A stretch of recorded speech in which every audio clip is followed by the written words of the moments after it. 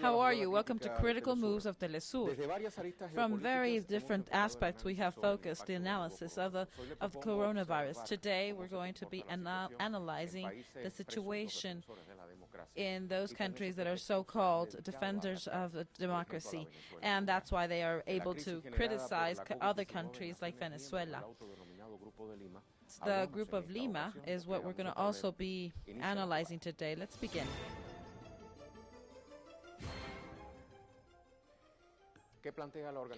What does the Pan American Organization for Health establish? We're going to listen to Carissa Tien, the delegate. COVID-19 has hit with all its force our region, especially Latin America and the Caribbean. We expect that it will intensify in the upcoming weeks. The increasing numbers of deaths in several countries highlights how the situation can become even worse. We must act quickly before this wrath will attack our countries to protect ourselves, our families, our communities. The cost of inaction has never been higher.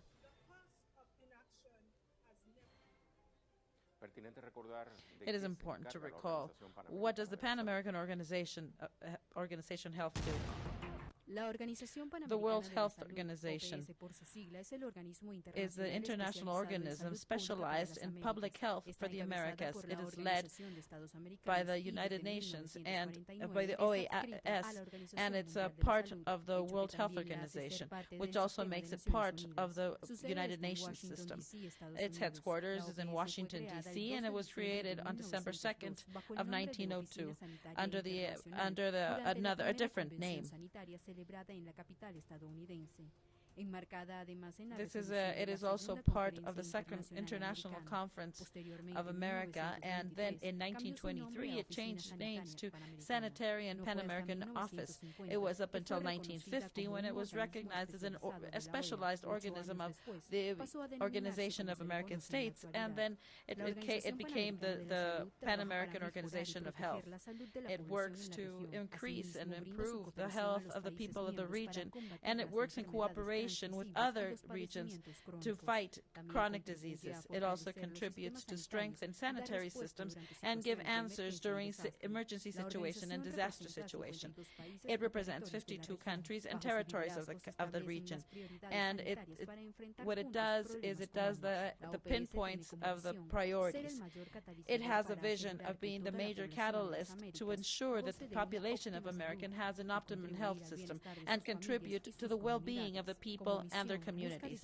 As a mission, they want to lead strategic cooperation between the United States and other countries to promote equality in health services, improve the services, and prolong the life expectancy in the region. And it has as principles equality among everybody, and to go over all of the differences that are unavoidable. They try to give all of the highest standards in their services and promote the responsibility of the shared responsibility of all of the common goals. The respect to other people, respecting their individuality, integrity, and they have transparency and ethical treatment in their funds. And in this context, what does the representative of the group of Lima say? What do they say? Then we're going to listen to the presidents of some of the countries.